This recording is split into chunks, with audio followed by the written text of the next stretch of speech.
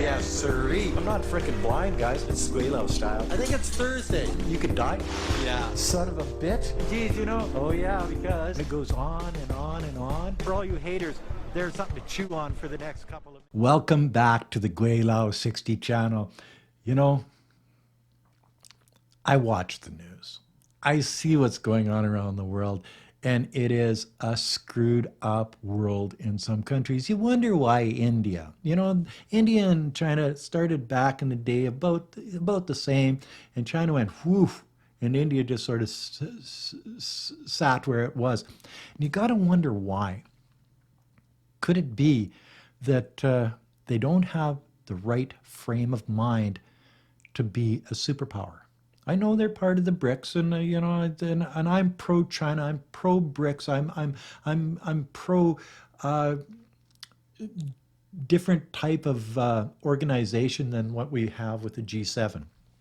But when you get into the psyche of the Indian people, and you see what goes on, the riots that have been going on lately, they're not happy with their government. Obviously, they're not happy with their government. But it's not just that. It's the territorial mindset of the Indian people. Where else in the world can a group of people get together, take two females, tell them, if you don't strip naked, we will kill you? And this is condoned by everybody around in the area, that, and they're running around like a bunch of fools, and they're molesting and raping and whatever to these girls, and it's videotaped, and sure, the law will come down on them and say you can't do that. Some of them will go to jail and whatever. But that's not the point. The point is that these things actually happen in India. Their manufacturing output is low. They've got political unrest on a regular basis. Oh, they're a democratic country, so the Western powers to be say, oh, that's okay, they'll get it right. It's all in the name of democracy, you know. You know what I mean? It's just that they've got a demented society. There's a lot of poor people in India, and the government doesn't seem to care. They're not trying to pull them out of poverty, not like the Chinese government did. You know, you're putting one country against another. They've got the same population. They had problems with the Western world up until, say, 40 years ago, where they started to build their own countries. One excelled and has cities like Shanghai and Chongqing and Beijing and Guangzhou and Hong Kong and you know, Tianjin. Cities of millions and millions, tens of millions of people, and they're high rises, and they have beautiful subways and state-of-the-art airports and roads and all of the things, and the people are getting richer and richer and richer, and the education is getting better, and you know, the medical and the universities, and then you look at India and you go, oh, holy smokes, man, like where is the infrastructure? Where is the leadership? There isn't any. Not like they have in China. So when you've got a country like India, and they say, well, India is going to be the next China, that's never going to happen. Why not? Because of their mindset. In China, you don't get people parading naked girls down the street, raping them, and everybody saying this is okay in the community. Sure, they're going to get shit on later, but at that particular time, you don't have that. You don't have riots in the streets of China burning cars and attacking police and stuff like that. You just don't have that. You don't have the poverty-based barrios and shit towns that you have in India in China. Sure, they have some rural areas that are poorer than the richer cities, but it's it's a clean, wholesome type of community rather than what they've got in a place like India. And I know I'm going to take it on the chin for this one, you guys. I know that, but I've been watching the news. I've been seeing what's been going on in India. I can see that, Kashmir area.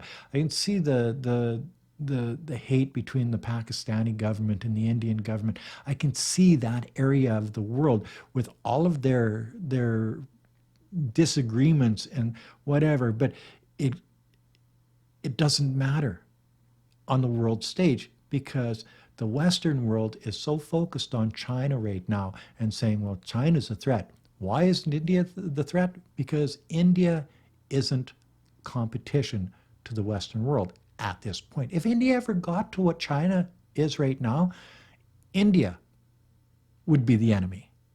You know what I mean? You know what I mean? You've seen it. You've seen it over and over and over again. So when they say India is going to be the next China, I call bullshit on that. It's just that they just don't have the leadership. If they had leadership, better leadership, then yes, I could see it. If their mentality was changed to not see, it's not just allowing, or not even allowing. It's not just coming in afterwards and charging people and sending them to jail for the shit that they do, but it's the idea that they would do it in the first place, in mass. And when these things happen, sometimes people get hanged. It's actually a good a good way to show the rest of the people you don't do that. And going to jail sometimes doesn't work.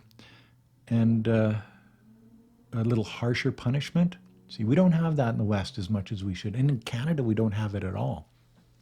And sometimes we should. And now that India has taken over the top spot population-wise, you'd think that they would be better at putting those people to work. No, again, wrong. One of the biggest things that I see is the difference between China and India is that the education in China is accelerating, is getting way better, and you've got better universities, you've got better high schools and middle schools and grade schools, you've got more engineers, you've got the education is just getting a lot better. Higher standards of universities. In India, they're trailing way behind China in education. And education is the building block of a society, taking it from this garbage I was telling you about to a society that is clean, clear, concise, and moving in a positive direction, like the Chinese world is at this time. So when you compare the two countries, especially in education, it's like apples and oranges. See, in a place like India, they'll feed rats milk. They worship rats. They also worship cows, and you can have a cow in a library, or they can go wherever they want. It's a different world in India. In China, while the rats, we try to exterminate them as much as we possibly can because they carry disease, guys. You know what I mean? And cattle are, well, water buffaloes are for pulling plows. Yeah, they still use those in rural China, and like milk cows are for milk, and cattle, feeder cattle, are for eating. And it wouldn't be an India versus China video if I didn't bring up the mass transportation, the difference in mass transportation between the two countries. For one thing, You look at an Indian train. Here, let's look at an Indian train. Okay, now you look at a Chinese train, and you can see the difference in the country just by looking at that one particular thing. You don't have to look at the high rises. You don't have to look at the subways. You don't have to look at the roads and the universities and the hospitals and all of this other stuff. Just their mass transportation, and it shows you the difference in the two countries. That, my friends, is another short video from Gweilo 60. I was just thinking about this topic. I was watching a little bit of stuff. I was looking at how the economies grew and didn't grow. I was looking at how the West is promoting India as something that's going to be like China, going to take over the Chinese manufacturing. They've got the people. They've got, and the more I looked at it, the more I understood that just wasn't going to happen. And I thought, why? And it's because of the mentality of the Indian people. Sure, there's a lot of good Indian people and there's a lot of bad Indian people. It's just like any other country. But if you have major groups of people that have this type of mindset, it's going to fuck it up for the rest of the rest of India. It's just like if you have a high-rise building and you've got a couple of really bad owners in a high-rise building, it fucks it up for everybody else. And basically, that's what I'm saying here.